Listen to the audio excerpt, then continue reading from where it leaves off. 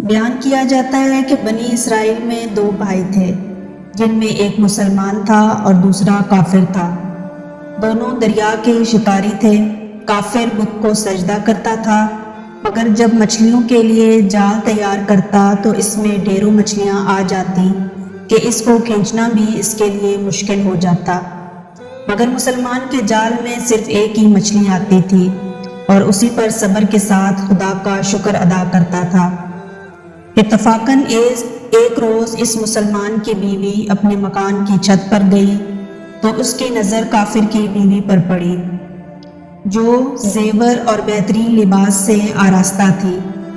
یہ دیکھ کر اس مسلمان کی بیوی کے دل میں وسوسہ پیدا ہوا کہ کاش میں بھی ایسی ہی ہوتی۔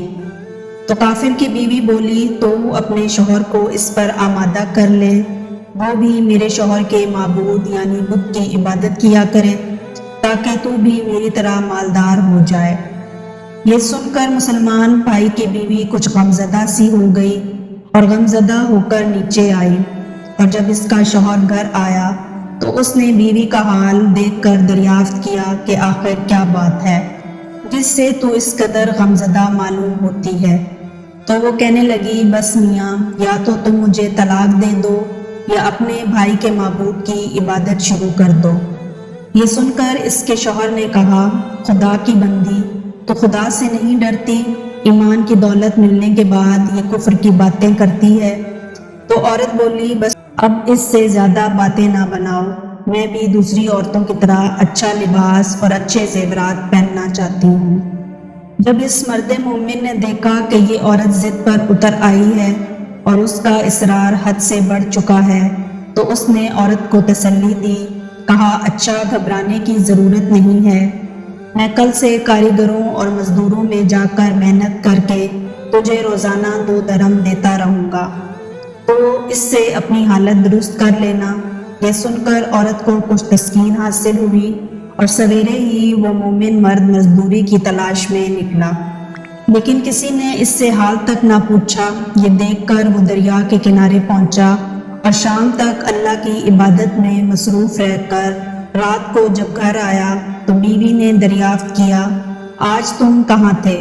وہ کہنے لگا، میں بادشاہ کی خدمت میں مصروف تھا، اس نے مجھ سے 30 دن کام کرنے کی شرط کی ہے۔ عورت نے کہا، آخر وہ بادشاہ تم کو کیا دے گا؟ تو اس نے جواب دیا کہ میرا بادشاہ بڑا کریم ہے اور اس کے خزانے مال و دولت سے بھرے ہوئے ہیں، وہ مجھے وہ دے گا جو میں چاہوں گا۔ چنانچہ اسی طرح برابر وہ اپنے معبود برحق کی عبادت میں مصروف رہا، اور تیسری رات ہوئی تو بیوی نے کہا، سنو میاں، اگر کل تم نے مجھے مزدوری لا کر نہ دی تو تم مجھے لازمی طلاق دے دینا۔ یہ سن کر اس کو اس قدر پریشانی لاحق ہوئی، اور تیسویں صبح کو اس نے ایک یہودی سے کہا، کیا تم مجھے مزدوری پر لگا لو گے؟ یہ سن کر یہودی کہنے لگا کہ ہاں، تم کو مزدوری تو مل جائے گی، لیکن شرط یہ ہے کہ میرے پاس تمہارے کھانے پینے کا کوئی انتظام نہ ہوگا۔ چنانچہ وہ مرد مومن روزے کی نیت کر کے یہودی کے ساتھ ہو لیا۔ اللہ تعالیٰ کے حکم سے ایک فرشتہ 29 اشرفیاں ایک نورانی طباق میں لے کر اس کی بیوی کے پاس پہنچا اور کہنے لگا کہ میں بادشاہ کا قاصد ہوں، اس نے یہ اشرفیاں لے کر مجھ کو تیرے پاس بھیجا ہے اور فرمایا ہے کہ تیرا شوہر ہمارے پاس کام میں تھا، ہم نے اس کو نہ چھوڑا یہاں تک کہ اسی نے ہم کو چھوڑ دیا اور یہودی کے پاس چلا گیا۔ وہ ہمارا کام کرتا تو ہم اس کو اور زیادہ اجرت دیتے، بس یہ ایک اشرفی کی کمی اسی وجہ سے ہے۔ چنانچہ وہ عورت ان اشرفیوں میں سے ایک اشرفی لے کر بازار گئی۔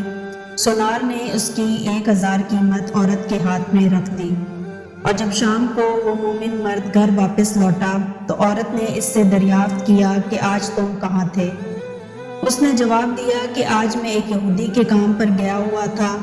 تو بیوی کہنے لگی کہ آخر بادشاہ کی خدمت ترک کر کے تم دوسرے کی خدمت کیوں کرتے ہو؟ پھر اس کو اشرفیوں کا واقعہ سنایا، جس کو سن کر وہ مرد مومن روتے روتے بے ہوش ہو گیا، اور جب اس کو ہوش آیا تو بیوی سے کہنے لگا کہ افسوس کہ میں بادشاہ دو جہاں کی خدمت کا حق اپنے اوپر لازم نہ کیا۔ اس کے بعد اس شخص نے عورت کو چھوڑ دیا اور پہاڑوں پر چلا گیا۔ جہاں خدا کی عبادت میں مصروف رہ کر اس کا انتقال ہو گیا۔ اللہ تعالیٰ اس پر اپنا رحم فرمائے، آمین۔